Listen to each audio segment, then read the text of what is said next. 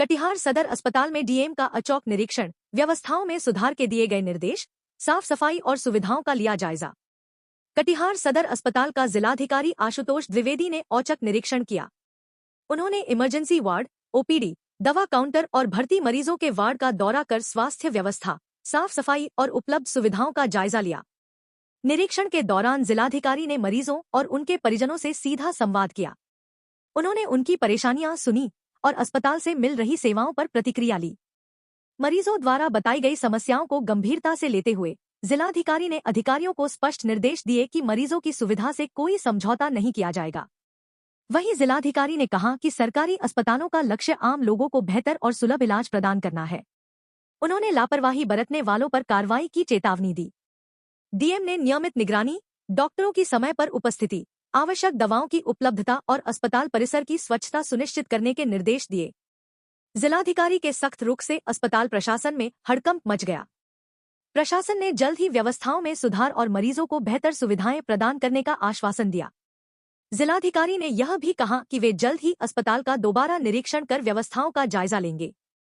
जिलाधिकारी के इस औचक निरीक्षण से कटिहार सदर अस्पताल में सुधार की उम्मीद जगी है। मरीजों को आशा है कि उनकी समस्याओं का समाधान होगा और उन्हें बेहतर स्वास्थ्य सुविधाएं मिलेंगी। ये हम मेरा नशा मुक्ति का जो बिल्डिंग है चल रहा है, स्टैंडर्ड आईसीयू पार्ट है, तो फिलहाल के लिए यहाँ कितने लोग हैं इसमें भी भर्ती? कहाँ है? अरे ले ली 5 तारीख अच्छा इतना हो गया। 5 कितनी ये सब दवा का इसी रजिस्टर में अलग अलग है? 233 इसी रजिस्टर में है। ये सदर अस्पताल का आज हम लोग निरीक्षण कर रहे हैं और स्वास्थ्य एक ऐसी क्षेत्र है, एक ऐसा फील्ड है जिसमें बहुत ज़्यादा ज़रूरतमंद लोग आते हैं और सरकारी सेटअप में वैसे भी हम लोग की ये जिम्मेदारी है कि जो सुविधाएं मिले उनको समुचित और स्टैंडर्ड सुविधाएं मिले, उसी को ध्यान में रखते हुए हम लोग सदर अस्पताल का निरीक्षण कर रहे हैं। लगातार सब जगह पे जा के देखा जा रहा है।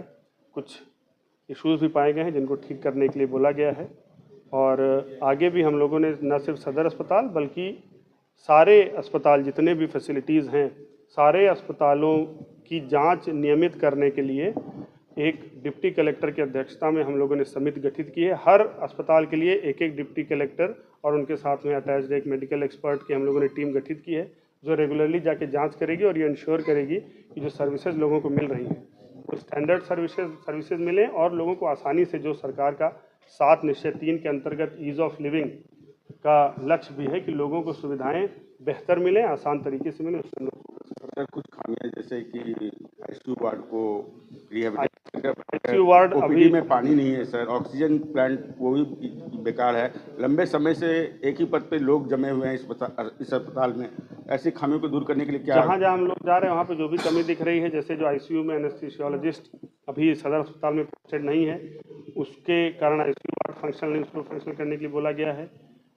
और जैसा कि बताया गया कि 2 एनेस्थीसियोलॉजिस्ट जिले में है पर दूसरी जगह पदस्थ हैं, उनसे विभाग से भी हम लोग पत्राचार करेंगे कि क्या हम उनकी सेवाएं यहाँ पर ले सकते हैं, उसके लिए भी हम लोगों ने कोशिश की है। और जो डॉक्टर्स और जो यहाँ के पदाधिकारी हैं उनका हम लोग पूरा रोस्टर और वो निकाल करके देखेंगे कि किस प्रकार से, कि किस डॉक्टर की क्या योग्यता है, क्या स्किल है और उसको हम किस प्रकार से यूज़ करते हुए मैक्सिमम सुविधाएं दे सकें।